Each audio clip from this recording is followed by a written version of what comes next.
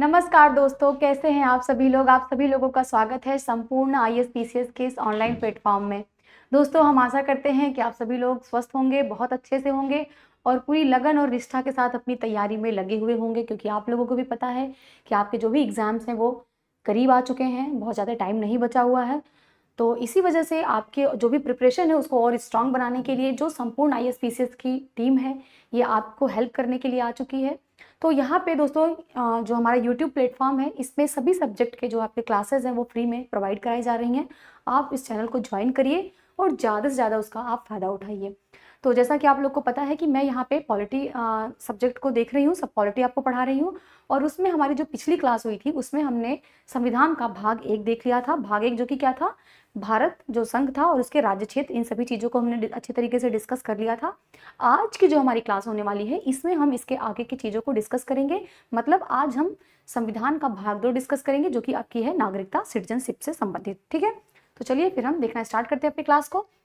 देखिए, जैसा कि आप लोग को पता है कि कोई भी क्लास स्टार्ट होने से पहले मैं सबसे पहले आपको ये बताती हूँ कि जो भी टॉपिक है उस टॉपिक से किस टाइप के प्रश्न आपके एग्जाम में बन सकते हैं। ठीक है, इसलिए आपको उसका ध्यान रखना बहुत जरूरी है। जैसे हम यहाँ पे बात करें नागरिकता की बात करें दोस्तों, हम यहाँ पे सिटीजनशिप की बात करें, ठीक है, सिटीजनशिप की बात करें, नागरिकता की बात करें, तो नागरिकता से किस टाइप के प्रश्न आपके एग्जाम में बन सकते हैं, कितना रोल है। पहली चीज, अगर आप कोई भी स्टेट पीसीएस का एग्जाम दे रहे हैं तो एक आध क्वेश्चन आते रहते हैं इससे नागरिकता से, और बहुत ही आसान क्वेश्चन होते हैं जो आप इसको देख सकते हैं। लेकिन फिर भी हम इसको देख लेते हैं कि किस तरीके से क्वेश्चन आपके एग्जाम में पूछा जाएगा। सबसे पहले तो चीज़ ये पूछा जाएगा कि ये संविधान में कहाँ पे उल्लिखित है। ठीक है, पहली चीज़ तो यही पूछा जाता है कि ये संविधान में कहाँ पे उल्लिखित है। ठीक है, कहाँ पे है ये संविधान में। दूसरी चीज़ दोस्तों, इसमें ये पूछा जाएगा नागरिकता से संबंधित जो भी टॉपिक है कि आपके जो एग्जाम में क्वेश्चन आएंगे कि संविधान के किस भाग में है। ठीक है, भाग में किस भाग में है, भाग के साथ साथ किस अनुच्छेद में है, किस अनुच्छेद में नागरिकता दिया हुआ है। ठीक है, कोई भी व्यक्ति नागरिक है या नहीं।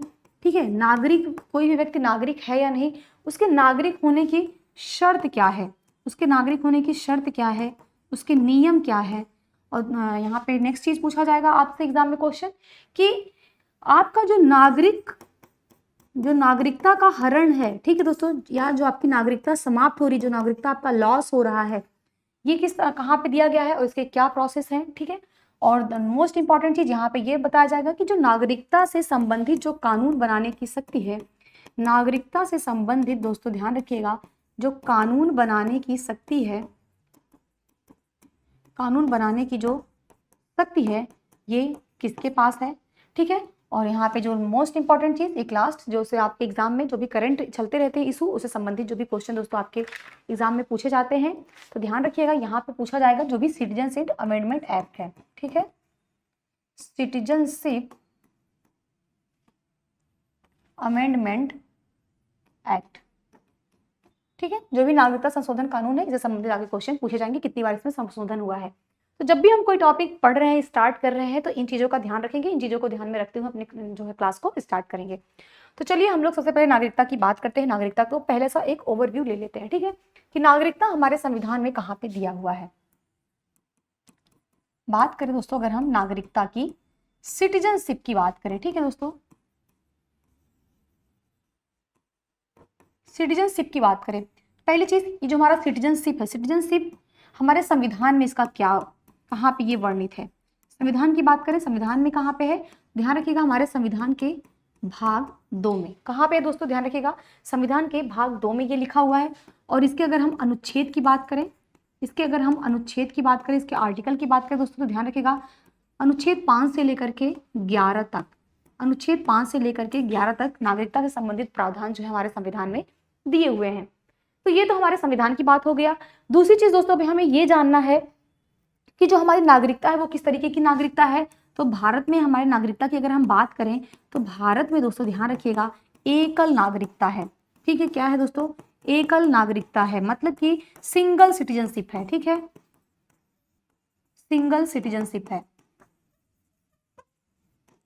सिंगल सिटीजनशिप है। सिंगल सिटीजनशिप किसके तरीके से है दोस्तों, तो ध्यान रखिएगा ये ब्रिटेन के तरीके से। ठीक है, जैसे ब्रिटेन में है तो ब्रिटेन की तरह भारत में भी क्या है, सिंगल सिटीजनशिप है, अमेरिका की तरह नहीं है। ठीक है, अमेरिका में क्या है, अमेरिका में दोस्तों ध्यान रखिएगा, अमेरिका में दो तरीके की नागरिकता मिलती है। अमेरिका में हर व्यक्ति की दो नागरिकता होती है, एक तो राज्य की नागरिकता होती है, ठीक है, एक तो व्यक्ति क्या होता है, राज्य का नागरिक होता है, और दूसरे जो व्यक्ति है वो देश का नागरिक होता है, दूसरे जो व्यक्ति है वो देश का नागरिक होता है। लेकिन भारत की बात करें तो भारत में ब्रिटेन के जैसे एकल नागरिकता को अपनाया गया है। मतलब यहाँ सिर्फ जो व्यक्ति है वो देश का नागरिक होगा, वो राज्य विशेष का नागरिक नहीं माना जाएगा, सिर्फ उसको जो है नागरिकता देश के द्वारा दिया जाएगा। ठीक है, तो यहाँ पे हम नागरिकता से संबंधित चीजों को देख लेते हैं और इनके जो एक एक आर्टिकल है उन आर्टिकल को हम देख लेते हैं। तो यहाँ पे हमने देखा कि संविधान के भाग 2 में ये चीजें वर्णित है। ठीक है, तो यहाँ पे हम लोग देखते हैं कि जो नागरिकता है, जब नागरिकता भारत में आया था, इसको हमारे संविधान में जब शामिल किया गया था, तो उस समय बहुत ज़्यादा इसके डिटेल, इतने ज़्यादा प्रोसीजर नहीं थे, इतना ज़्यादा डिटेल नहीं था। लेकिन जैसे जैसे ज़रूरत पड़ता गया, जैसे जब भारत आज़ाद हुआ, भारत का जो विभाजन हुआ, उसके बाद से जैसे जैसे ज़रूरत पड़ता जा रहा है, वैसे जो भारत सरकार है वो नागरिकता से संबंधित कानून बना रही है। तो भारत में जो कानून बनाने की जो जिम्मेदारी है वो किसको दिया गया है, तो वो संसद को है। ठीक है, ध्यान रखिएगा। अगर हम यहाँ पे बात करें दोस्तों की नागरिकता की, तो नागरिकता से संबंधित कोई भी कानून, ठीक है दोस्तों, नागरिकता से संबंधित दोस्तों कोई भी जो भी कानून है, कोई भी कानून बनाने की, कोई भी जो कानून बनाने का जो अधिकार है वो किसको दिया गया है दोस्तों, तो ध्यान रखिएगा, वो अधिकार दिया गया है हमारी संसद को। ठीक है, किसको अधिकार दोस्तों, हमारी संसद को अधिकार है। आज के एग्जाम में ये भी क्वेश्चन पूछा है कि संसद में भी किसको अधिकार है, तो ध्यान रखिएगा, हमारा जो भी गृह मंत्रालय है दोस्तों, ठीक है, जो हमारा होम मिनिस्ट्री है, गृह मंत्रालय दोस्तों, ये नागरिकता से संबंधित कानून बनाएगा। और इसकी बात हमारे संविधान में जो भी बात किया गया है, ये संविधान का आर्टिकल 11 है। ठीक है, अभी हमने देखा ना कि 5 से लेकर के 11 तक क्या है, नागरिकता के प्रावधान है। इसमें जो अनुच्छेद 11 है, जो आर्टिकल 11 है, आर्टिकल 11 क्या कह रहा है कि नागरिकता से संबंधित कोई भी कानून जो बनाया जाएगा वो कौन बनाएगा, वो संसद के द्वारा बनाया जाएगा। संसद का जो गृह मंत्रालय है वो उन कानूनों को बनाएगा। और ये बात किया गया है हमारे आर्टिकल 11 के अंतर्गत। ठीक है, तो अब क्या संसद ने कोई कानून बनाया, तो जी बिल्कुल संसद ने इसके लिए कोई कानून बनाया, तो हम कहेंगे हाँ जी संसद ने इसके लिए कानून बनाया। उस कानून का दोस्तों क्या नाम है, तो संसद ने सबसे पहले बनाया नागरिकता अधिनियम, नागरिकता अधिनियम 1955। ठीक है दोस्तों, नागरिकता अधिनियम 1955, ध्यान रखिएगा, नागरिकता अधिनियम 1955 जो है संसद के द्वारा बनाया गया और इसको लागू किया गया। अब हम यहाँ पे देख लेते हैं कि जो नागरिकता अधिनियम 1955 है, इसमें किस तरीके की बातें की गई हैं। ठीक है, और इसको हम अपने पीपीटी के माध्यम से देखेंगे। तो चलिए हम यहाँ पे देखना स्टार्ट करते हैं। तो देखिए हमारा टॉपिक है भाग 2 में अनुच्छेद 5 से लेकर के 11 तक जो है वो नागरिकता से संबंधित प्रावधान यहाँ पे दिए हुए हैं। और यहाँ पे देखिए, जब भी हम नागरिकता पढ़ेंगे तो सबसे पहली चीज तो ये भी आती है कि नागरिक कौन होते हैं। ठीक है, नागरिक किसे माना जाए, क्योंकि देखिए कोई भी देश है, अगर हम किसी भी देश की बात करें तो किसी भी देश में, अगर किसी भी देश की अगर हम बात करें दोस्तों, किसी भी अगर हम देश की बात करें, किसी भी कंट्री की बात करें, तो उस कंट्री में 3 तरीके के लोग निवास करते हैं। उस देश में 3 तरीके के लोग निवास करते हैं दोस्तों। ठीक है, एक दोस्त वहाँ उस देश में कोई भी व्यक्ति निवास करता है। ठीक है, व्यक्ति कोई भी पर्सन मतलब कोई भी व्यक्ति को आप मान सकते हैं। मतलब कि जैसे मान लीजिए कि कोई भी फॉरेनर जो इंडिया में घूमने के लिए आया है वो भी एक व्यक्ति है, वो भी पर्सन के अंतर्गत आएगा। दूसरा चीज होता है उसका वहाँ का सिटीजन। ठीक है, वहाँ का सिटीजन या उस देश का नागरिक। नागरिक क्या होगा, नागरिक दिया जाएगा उस देश के जो मूल निवासी होंगे उनको नागरिक माना जाएगा। नागरिकता मिलने की कुछ शर्तें होती हैं, कुछ चीजें जो वहाँ पे वो लोगों को अधिकार दिए जाते हैं वो विशेष नागरिकों को दिए जाते हैं। उस अधिकारों से परिपूर्ण व्यक्ति ही जो है वो नागरिक कहलाता है। और थर्ड जो दोस्तों यहाँ पे रहते हैं कोई भी अल्पसंख्यक। ठीक है, अल्पसंख्यक। और अल्पसंख्यक भी कैसे हो सकते हैं, तो दोस्तों ध्यान रखिएगा, अल्पसंख्यक भी 2 तरीके के अल्पसंख्यक हो सकते हैं। एक तो भाषा के आधार पर अल्पसंख्यक हो सकते हैं। ठीक है, भाषा के आधार पर अल्पसंख्यक कैसे, जैसे मान लीजिए अभी यहाँ पे जो हिंदी भाषी क्षेत्र है उत्तर भारत में अगर हम देख लें तो बहुत सारे लोग जो है हिंदी भाषी बोलते हैं। लेकिन अगर यही उत्तर भारत के लोग अगर नॉर्थ ईस्ट में चले जाएं तो वहां पे ये अल्पसंख्यक हो जाएंगे भाषा के आधार पे। और दूसरा जो अल्पसंख्यक होता है दोस्तों वो होता है धर्म के आधार पर। ठीक है, धर्म के आधार पे भी अल्पसंख्यक होते हैं। तो किसी भी देश के अंदर दोस्तों ये 3 तरीके के लोग जो है निवास करते हैं। तो यहाँ पे सबसे पहला क्वेश्चन हमारा यही बनता है कि नागरिक आखिर किसे माना जाए। तो देखिए, नागरिक जो हमारे सिटीजन होते हैं, सिटीजन कौन होते हैं, तो वे भारतीय राज्य द इंडियन स्टेट होते हैं कि इसके क्या होते हैं, ये पूर्ण सदस्य होते हैं। कैसे सदस्य होते हैं दोस्तों, ये पूर्ण सदस्य होते हैं, मतलब कि वो उसी देश में रहते हैं, उनका जन्म और उनका पूरा जो भी उनका जन्म हो गया, पूरा कर्म हो गया, पूरा मृत्यु तक दोस्तों वो अपने उसी देश में जहाँ पे रहते हैं वो उसके पूर्ण नागरिक माने जाते हैं और उनके प्रति निष्ठा रखते हैं। मतलब उस देश के प्रति, जिस देश में वो रह रहे हैं उस देश के वो पूर्ण सदस्य होते हैं और उस देश के प्रति उनकी पूरी निष्ठा होती है। और नागरिक होने के क्या फायदे हैं, पहली चीज तो पूर्ण सदस्य होगा। दूसरी चीज दोस्तों क्या होगी, उन सभी नागरिकों को राजनीतिक अधिकार दिए जाएंगे। ठीक है दोस्तों, ध्यान रखिएगा, उनको सभी सिविल और ध्यान रखिएगा उनको दोस्तों सभी सिविल और पॉलिटिकल राइट दिए जाएंगे। ठीक है, सभी और सिविल और पॉलिटिकल राइट जो है वो दिए जाएंगे अगर कोई नागरिक है तो। ठीक है, ये ध्यान रखिएगा, ये एक बेनिफिट होता है नागरिक होने के। और थर्ड है, नागरिकों के भी भारतीय राज्य के प्रति कुछ कर्तव्य होते हैं। अगर नागरिक है तो उसके भी कुछ कर्तव्य होंगे, जैसे वो क्या करेगा, टैक्स देगा, कर देगा। ठीक है, वो टैक्स देगा दोस्तों। और राष्ट्रीय ध्वज जो होगा, जो हमारा नेशनल फ्लैग है उसके प्रति उसको सम्मान करेगा, जो हमारा राष्ट्रगान है उसके प्रति उसको सम्मान करेगा, उसको रिस्पेक्ट करेगा और देश की रक्षा करने के लिए जो है वो हमेशा तत्पर रहेगा। तो अगर देश जो अपने जो नागरिक है उन नागरिकों को अगर कुछ अधिकार दे रहा है तो बदले में ये उम्मीद करता है उनसे कुछ कर्तव्य। ठीक है, हमने देखा था कर्तव्य हमने कहाँ से लिया था, मूल कर्तव्य को हमने देखा था ना, कि जो हमारे ये मूल कर्तव्य हैं, मूल कर्तव्य को हमने कहाँ से लिया था। तो देखो ये मूल कर्तव्य में कुछ मूल कर्तव्य दिए गए हैं। पिछली क्लास अगर आपने नहीं देखा तो वहाँ पे देखिएगा, इसको जो 42वां संविधान संशोधन हुआ था, 42वें संविधान संशोधन के माध्यम से इसको संविधान में जोड़ा गया था। मूल कर्तव्य उस समय 10 मूल कर्तव्य शामिल किए गए थे, वर्तमान में 11 मूल कर्तव्य हैं। और मूल कर्तव्यों में ही क्या है, अगर जो नागरिक होगा जिसको अधिकार दिया जाएगा, उसे कुछ फंडामेंटल राइट्स दिए जाएंगे, तो उससे ये उम्मीद की जाएगी कि वो भी बदले में कुछ करे, मतलब कुछ कर्तव्य करे। कर्तव्य क्या करेगा कि अगर आप जो है वो टैक्स देंगे, जिस देश में आप रह रहे हैं उस देश में आप जो है टैक्स देंगे और वहां का जो भी राष्ट्रीय भावना से संबंधित जो भी चीजें हैं उसका आप सम्मान करेंगे। ठीक है, उसकी आप रिस्पेक्ट करेंगे, अपने देश की रक्षा करेंगे, अपने देश के खिलाफ कोई चीजें नहीं बोलेंगे। ये सारी चीजें जो है नागरिकों से उम्मीद की जाती है। तो यहाँ पे हमने देखा नागरिक क्या होते हैं। उसके बाद से हम लोग देख लेते हैं कि जो नागरिक है उन नागरिक होने का मतलब क्या है कि उनको कुछ राइट्स दिए जाएंगे। ठीक है, नागरिकों को कुछ राइट्स दिए जाएंगे। कैसे राइट्स दिए जाएंगे, तो ध्यान रखिएगा, उनको कुछ एक्सक्लूसिव राइट दिए जाएंगे। कैसे राइट दिए जाएंगे, एक्सक्लूसिव राइट दोस्तों दिए जाएंगे नागरिकों को। और यहाँ पे हम लोग देख लेते हैं एक्सक्लूसिव राइट कौन कौन से दिए जाएंगे। तो सबसे पहली चीज उनको मूल अधिकार दिया गया है। ठीक है, उनको क्या दिया गया है, उनको मूल अधिकार दिया गया है। हमने मूल अधिकार को देखा था कि हमारे संविधान का जो भाग 3 है, ठीक है, कहाँ पे, भाग 3 में दोस्तों ध्यान रखिएगा आर्टिकल 12 से लेकर के 35 तक जो है वो मूल अधिकारों की बात किया गया है। और यहाँ पे जो मूल अधिकार है उनको हम लोग देख लेते हैं कि वो नागरिकों को कौन कौन से मूल अधिकार दिए गए हैं। तो पहली चीज कि अगर किसी देश का वो नागरिक है तो उसको अनुच्छेद 15 के तहत क्या दिया जाएगा, ध्यान रखिएगा, अनुच्छेद 15 क्या कहता है कि धर्म हो गया, मूल वंश हो गया, जाति हो गया, लिंग हो गया या जन्म स्थान हो गया, इसके आधार पर कोई भी भेदभाव नहीं किया जाएगा। ठीक है, अगर कोई व्यक्ति जिस देश का नागरिक है उस देश में उसके साथ दोस्तों क्या होगा, अगर कोई इंडियन जो भारतीय है उस भारतीय को अधिकार दिया गया है अनुच्छेद 15 के तहत, जो कि मूल अधिकार है और ये बात करता है कि आपके धर्म के आधार पर आपसे भेदभाव नहीं किया जाएगा, आपके मूल वंश के आधार पर नहीं किया जाएगा, जाति के आधार पर नहीं किया जाएगा, लिंग के आधार पर नहीं किया जाएगा और जन्म स्थान के आधार पे नहीं किया जाएगा। ध्यान रखिएगा ये 5 आधार हैं, 5 आधारों पे कोई भी तरीके का भेदभाव आपसे नहीं किया जाएगा, सारे व्यक्तियों के साथ एक समान व्यवहार किया जाएगा। फिर यहाँ पे हम लोग देखते हैं अनुच्छेद 16 उसको प्राप्त होगा जो भी नागरिक होगा। अनुच्छेद 16 क्या कहता है दोस्तों, तो ये आर्टिकल 16 जो है वो लोक नियोजन के विषय में अवसर की समता की बात करता है। ठीक है, लोक नियोजन के विषय में, ठीक है, जैसे अगर कोई भी गवर्नमेंट जॉब है तो उसमें उसको समता की बात किया जा रहा है। समता की बात मतलब कि कुछ उसको रिजर्वेशन दिया जाएगा। जैसे आज क्या है, SC ST हो गए, OBC हो गए, महिलाएं हो गई, जो पिछड़े वर्ग के लोग हैं उन लोगों को भी उस बराबरी पे लाने के लिए जो सरकार होती है वो क्या करेगी, कुछ उनको छूट प्रदान करेगी, कुछ आरक्षण देगी। ठीक है, तो ये किसके तहत दिया जाता है, तो ये अनुच्छेद 16 के तहत दिया जाएगा, जो कि सिर्फ नागरिक होने जो होंगे उन्हीं को ही ये बेनिफिट मिलेगा। नेक्स्ट है अनुच्छेद 19 की बात किया जाता है, अगर आप नागरिक हैं, सिटीजन हैं अगर आप किसी कंट्री के, तो आपको आर्टिकल 19 के तहत भी कुछ राइट दिए गए हैं। आर्टिकल 19 जब हम आगे मूल अधिकार पढ़ेंगे तो वहां पे डिटेल से करेंगे। जैसे यहाँ पे वाक और अभिव्यक्ति की स्वतंत्रता दिया गया है।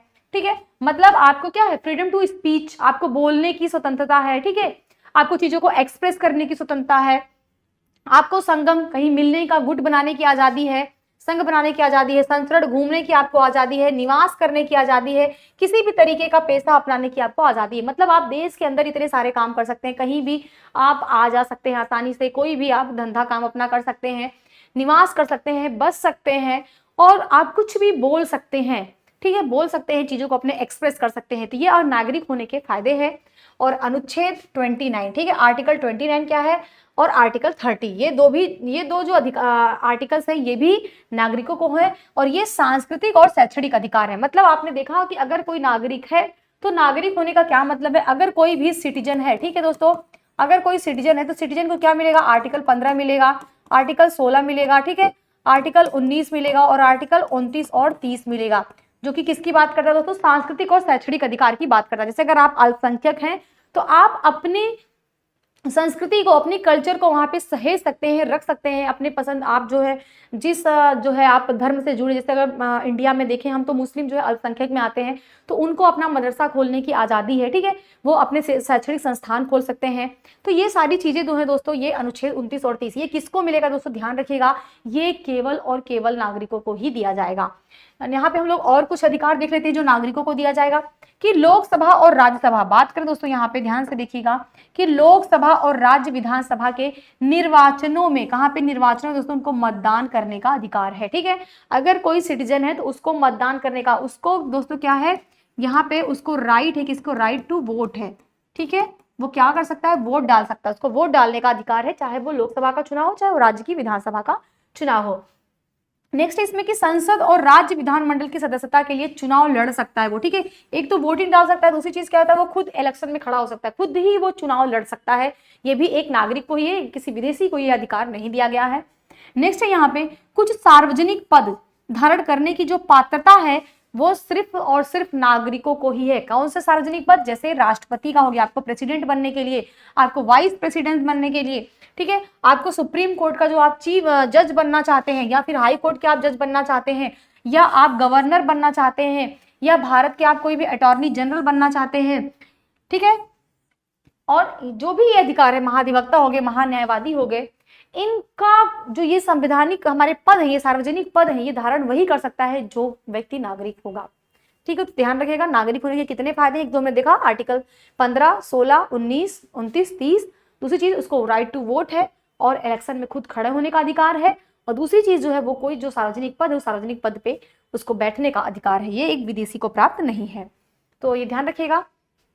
और अगर कोई विदेशी आदमी है तो उसको क्या अधिकार है, यहाँ भी हम लोग देखते हैं, अगर कोई विदेशी है, कोई फॉरेन पर्सन है, तो उसको क्या अधिकार दिया जाएगा दोस्तों, वो किसी अन्य राज्य या देश के नागरिक होते हैं। पहली चीज, फॉरेन कौन होते हैं, तो वो किसी दूसरे देश के नागरिक होते हैं, हमारे नागरिक नहीं होंगे।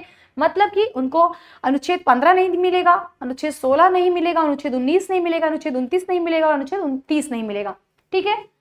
और उन्हें सभी नागरिक और राजनीतिक अधिकार प्राप्त नहीं होते हैं, ठीक है। एक तो हमने देखा इनको क्या नहीं मिलेगा, ध्यान रखिएगा, 15 नहीं मिला, 16 नहीं मिला, 19 नहीं मिला, 29 नहीं मिला और 30 नहीं मिला, ये नहीं मिला। दूसरी चीज, उनको कोई भी पॉलिटिकल राइट नहीं मिलेगा। और ये कोई भी, अगर हम फॉरेन पर्सन की बात करें तो देश में हमारे दो तरीके के फॉरेन लोग होते हैं, ठीक है, दो तरीके के, एक तो मित्र देश के होते हैं और एक शत्रु देश के होते हैं। फॉरेन दो तरीके के लोग होते हैं, एक तो मित्र देश के और दूसरे दो होते हैं दोस्तों वो शत्रु देश के होते हैं। मित्र देश के जो व्यक्ति होते हैं दोस्तों, उनको, जिनके भारत के साथ मधुर संबंध है, उनको मित्र देश के जो है नागरिक कहा जाएगा, फॉरेनर कहा जाएगा। और शत्रु देश के जो होंगे व्यक्ति, जिससे भारत के रिश्ते जो है वो अच्छे नहीं चल रहे होंगे, नाम से ही आपको लग रहा है, जैसे अगर हम बात कर ले, अभी पाकिस्तान की बात कर ले, चाइना की बात कर ले, तो इससे हमारे रिश्ते बहुत अच्छे नहीं चलते हैं। तो इस वजह से दोस्तों इन्हें क्या होगा, शत्रु देश का जो है फॉरेनर माना जाएगा। और इनमें क्या होगा कि जो हमारे मित्र देश होंगे, मित्र देशों की तुलना में शत्रु देश के जो व्यक्ति होंगे उनको कम अधिकार दिया जाएगा, ठीक है। कम अधिकार दोस्तों को कैसे दिया जाएगा, जैसे उदाहरण के लिए मान ले सकते हैं कि जो गिरफ्तारी और हिरासत के खिलाफ जो संरक्षण का अधिकार है, ठीक है, जो गिरफ्तारी और हिरासत के खिलाफ दोस्तों जो संरक्षण का अधिकार है, ये अनुच्छेद 22 की बात करता है।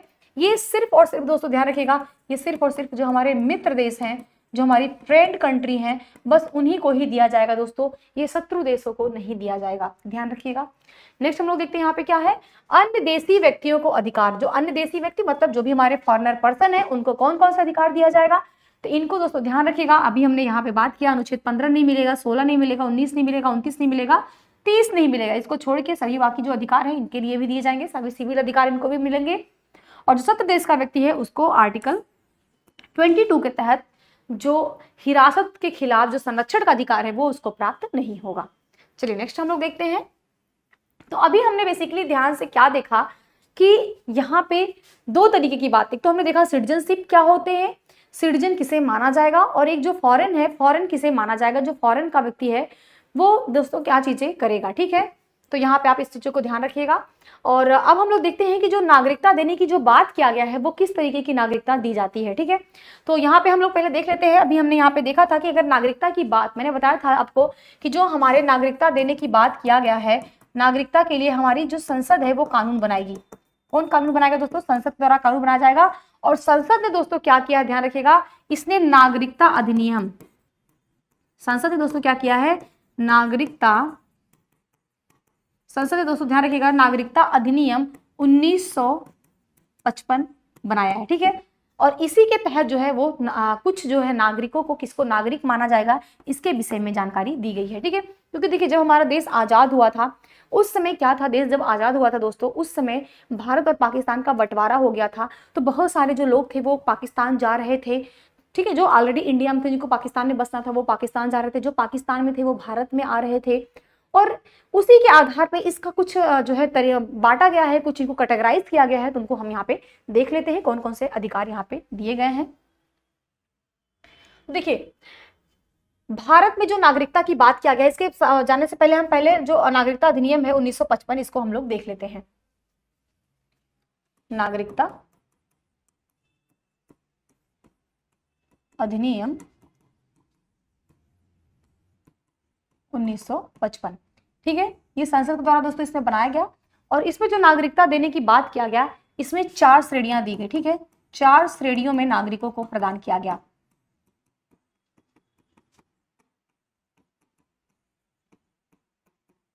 ठीक है, 4 श्रेणियां दी गई दोस्तों। पहली बात ये कहा गया कि वह व्यक्ति जो भारत का मूल निवासी होगा उसको दोस्तों क्या होगा, कोई भी व्यक्ति जो है, पहली बात कहा गया कि वह व्यक्ति, पहली बात नागरिक किसे माना जाएगा, वह व्यक्ति जो भारत का क्या होगा, मूल निवासी होगा। तो अब मूल निवासी है, भारत में निवास कर रहा है तो उसको तो नागरिक माना ही जाएगा। पहली बात तो ये हो गया कि अगर कोई भी जो मूल व्यक्ति दोस्तों जो भारत में निवास कर रहा है तो उसको तो नागरिक माना ही जाएगा। लेकिन जो निवास कर रहा है दोस्तों इसकी भी 3 शर्तें रखी गई। ठीक है, इसको भी नागरिक मानने की 3 शर्तें रखी गई। वो 3 शर्तें दोस्तों ध्यान रखिएगा, कौन कौन सी 3 शर्तें रखी गई। एक तो दोस्तों ध्यान रखिएगा कि जो व्यक्ति भारत का मूल निवासी माना जाएगा, पहली चीज उसका जन्म जो है वो कहाँ पे हुआ हो, जन्म दोस्तों उसका भारत में हुआ हो। ठीक है, ध्यान रखिएगा, उसका जन्म भारत में, जिस व्यक्ति का जन्म भारत में हुआ होगा वो अपने आप ही भारत का नागरिक मान लिया जाएगा। दूसरी चीज दोस्तों क्या है कि उस व्यक्ति के माता पिता, ठीक है ध्यान रखिएगा, माता पिता में से कोई भी जो है वो भारत का नागरिक होना चाहिए। ठीक है, कोई भी जो है वो भारत का नागरिक होगा तो उसका जो बच्चा होगा वो स्वतः ही भारत का नागरिक मान लिया जाएगा। ठीक है, माता पिता में से किसी का भी जो जन्म है अगर वो भारत में हुआ है तो उसका बच्चा भी जो है भारत का नागरिक मान लिया जाएगा। और तीसरी चीज दोस्तों इसमें कहा गया कि जो भारतीय संविधान लागू हुआ, ठीक है, जो भारत का दोस्तों जो संविधान लागू हुआ, जो भारत का दोस्तों जो संविधान लागू हुआ, ठीक है, संविधान लागू होने के, ध्यान रखिएगा, संविधान, भारत के संविधान लागू होने के जो 5 वर्ष, ध्यान रखिएगा, भारत का जो संविधान है दोस्तों, भारत का जो संविधान है वो लागू होने के 5 वर्ष पूर्व से, ध्यान रखिएगा, 5 वर्ष अगर वो पूर्व से भारत में निवास कर रहा है, ठीक है, भारत में निवास कर रहा है दोस्तों, भारत में निवास कर रहा है तो उसे भारत का नागरिक मान लिया जाएगा। ठीक है, तो ये 3 बातें कही गई दोस्तों। अब ध्यान रखिएगा ये 3 बातें जहां पे कही गई हैं उसको हम लोग कहां पे इसको किया गया है, तो यही जो आर्टिकल 5 है, आर्टिकल 5 के तहत यही बातें कही गई हैं। जो भारतीय संविधान का अनुच्छेद 5 है इसके तहत वह व्यक्ति जो भारत का मूल निवासी है उसको नागरिक मान लिया जाएगा। अब किस तरीके का मूल निवासी, तो पहली चीज क्या है कि उसका जो जन्म है वो भारत में हुआ है। ठीक है, उस व्यक्ति का जन्म भारत में हुआ है तो भारत का निवासी मान लिया जाएगा। या उस व्यक्ति के जो भी माता पिता हैं उनका जन्म, माता पिता का जो जन्म है दोस्तों वो कहाँ पे हुआ, वो भारत में हुआ है तो भी भारत का नागरिक मान लिया जाएगा। और तीसरी चीज दोस्तों ये कहा गया कि संविधान लागू होने के 5 वर्ष के पहले, जैसे हमारा संविधान जब लागू हुआ था 26 जनवरी 1950, तो उसके 5 वर्ष पहले से अगर कोई भी व्यक्ति जो भारत में रह रहा था उसको स्वतः ही भारत का नागरिक मान लिया जाएगा। और ये बातें कहाँ पे की गई दोस्तों, तो ये बातें अनुच्छेद 5 में कहा गया है। ठीक है, तो ध्यान रखिएगा आर्टिकल 5 है ये। और दूसरी चीज हम यहाँ पे देख लेते हैं, अभी हमने कहा ना 4 तरीके के बात किया गया है, 4 प्रावधानों की बात किया गया है नागरिकता से संबंधित। दूसरी बात दोस्तों यहाँ पे ये किया गया है कि वह व्यक्ति जो पाकिस्तान से स्थानांतरित हुआ हो, ठीक है, वह व्यक्ति जो पाकिस्तान से स्थानांतरित हुआ हो, जो पाकिस्तान से स्थानांतरित हुआ हो।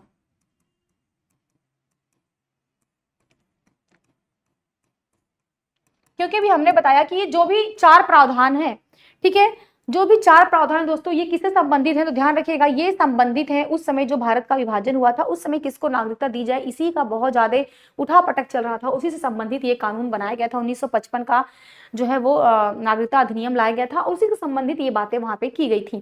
तो यहाँ पे पहली चीज तो हमने देखा कि आर्टिकल 5 के तहत जिसको भारत का नागरिक माना जाएगा उसकी 3 शर्तें थी, उसको हमने यहाँ पे देखा। और यहाँ पे जो दूसरी है कि वह व्यक्ति जो पाकिस्तान से स्थानांतरित हुआ हो, ठीक है। अब पाकिस्तान से जो स्थानांतरित हुआ होगा दोस्तों, इसके लिए नागरिकता की यहाँ पे बात किया गया है। अब इसके लिए क्या हो गया कि कोई भी व्यक्ति जो पाकिस्तान में रह रहा था और पाकिस्तान जब बंटवारा हुआ तो उसको वापस इंडिया आना पड़ा उसको वहां, और जो यहाँ के लोग थे उसको वहां जाना पड़ा।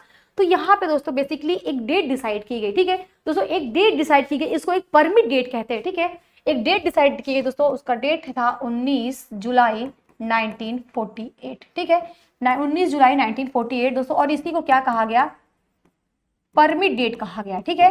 ये एक परमिट डेट था, एक परमिट डेट मिला था कि इस डेट से पहले, ध्यान रखिएगा ये जो डेट है दोस्तों, इस डेट से पूर्व की अगर हम बात करें, इस डेट की अगर हम पूर्व की बात करें तो इस डेट से दोस्तों पहले कोई भी व्यक्ति जो भारत में रह रहा था वो पंजीकरण के द्वारा, ध्यान रखिए किसके द्वारा, वो पंजीकरण के द्वारा दोस्तों, पंजीकरण के द्वारा दोस्तों वो नागरिकता प्राप्त कर सकता है, ठीक है। पंजीकरण के द्वारा दोस्तों उसको नागरिकता प्राप्त की जा सकती है। और अगर वो व्यक्ति इसके बाद, इस डेट के अगर बाद में अगर भारत में आ रहा है, ठीक है, इस डेट के बाद में अगर वो भारत में आ रहा है तो उसको 6 माह तक, ठीक है दोस्तों ध्यान रखिएगा, उसको 6 माह तक क्या होगा, भारत में निवास करना होगा। उसके बाद से भारत में पहले 6 माह तक निवास करेगा, उसके बाद दोस्तों वो पंजीकरण के लिए योग्य होगा, ठीक है। ये ध्यान रखिएगा। हमने 2-3 चीजें देखी। पहली चीज तो जो भारत के नागरिक कौन होंगे उसके बारे में देखा। दूसरी चीज जो हमारा देश का बंटवारा हो चुका था तो जो व्यक्ति ऑलरेडी जो पाकिस्तान में थे उन जो वापस आए तो उनके लिए एक डेट डिसाइड की गई कि जी 19 जुलाई 1948, इसको परमिट डेट कहा गया। इसके पहले अगर कोई व्यक्ति भारत में आ चुका है इस डेट से पहले तो उसको पंजीकरण के द्वारा तुरंत नागरिकता दे दी जाएगी। लेकिन अगर कोई व्यक्ति इस डेट के बाद भारत में आ रहा है तो उसको पंजीकरण करने के लिए, नागरिकता प्राप्त करने के लिए पहले उसको 6 महीने तक जो है वो भारत में निवास करना होगा, ठीक है। तो दूसरा प्रावधान किया गया। अब हम बात करते हैं यहाँ पे दोस्तों तीसरे प्रावधान की। और हाँ ये भी ध्यान रखिएगा, ये जो दूसरा प्रावधान था दोस्तों, ये जो दूसरा प्रावधान था इसी को ही दोस्तों ध्यान रखिएगा क्या कहा गया, इसी को ही आर्टिकल 6 कहा जाता है, ठीक है। यही दोस्तों अनुच्छेद 6 में ये बातें कही गई हैं, ठीक है। अनुच्छेद 6 में जो व्यक्ति पाकिस्तान से स्थानांतरित हुआ है उसके लिए प्रावधान यहाँ पे दिया गया है अनुच्छेद 6 के तहत, ये ध्यान रखिएगा। नेक्स्ट हम लोग यहाँ पे देखते हैं दोस्तों, जो तीसरी बात यहाँ पे किया गया है, तीसरा बात किया गया है दोस्तों कि कोई भी जो व्यक्ति है वो पाकिस्तान स्थानांतरित हुआ लेकिन वो बाद में वापस लौट आया, ठीक है। जैसे अगर हम किसी भी व्यक्ति की बात करें, जैसे कोई भी जैसे व्यक्ति है, ठीक है, ये व्यक्ति है, ये पहले कहाँ गया, पहले इसने ये स्थानांतरित हुआ, ये स्थानांतरित हुआ मतलब ये पाकिस्तान गया लेकिन उसको पाकिस्तान में अच्छा नहीं लगा, ये वापस लौट आया। अब वापस लौट आया, अब ये आया तो ये कह रहा जी हमें नागरिकता दीजिए, अब हमको नागरिक बनाइए। तो ऐसे भी बहुत से लोग थे कि जब देश का बंटवारा हुआ तो उनको लगा कि हम पाकिस्तान में बहुत अच्छे से रह लेंगे, वो पाकिस्तान के, बट वहां पे उन्हें लगा कि हम वहां पे नहीं रह सकते हैं तो वो वापस आए। तो उनको जो लोग वापस आए उनके लिए नागरिकता की जो बात किया गया दोस्तों, यही आर्टिकल 7 के तहत किया गया है, ठीक है दोस्तों ध्यान रखिएगा, ये आर्टिकल 7 के तहत यही बातें किया गया है। और इसमें दोस्तों क्या एक डेट डिसाइड किया गया कि कोई भी व्यक्ति जो 1 मार्च 1947, इसमें डेट का रखा गया, ध्यान रखिएगा 1 मार्च 1947, ये एक डेट रखा गया 1 मार्च 1947।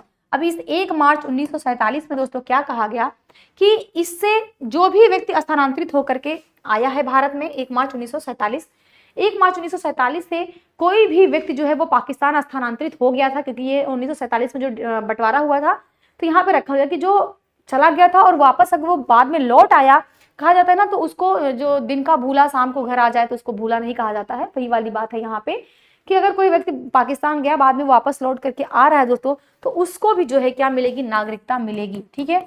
उसको भी क्या है, उसको नागरिकता दिया जाएगा, उसको वंचित नहीं किया जाएगा। इसके लिए क्या होगा, सेम चीजें 6 माह तक उसको क्या होगा, भारत में निवास करना होगा, ठीक है, भारत में वो निवास करेगा, फिर उसको पंजीकरण के माध्यम से जो है वो नागरिकता दी जाएगी। ये तो होता है आर्टिकल 7। आर्टिकल 7 के तहत किया गया था।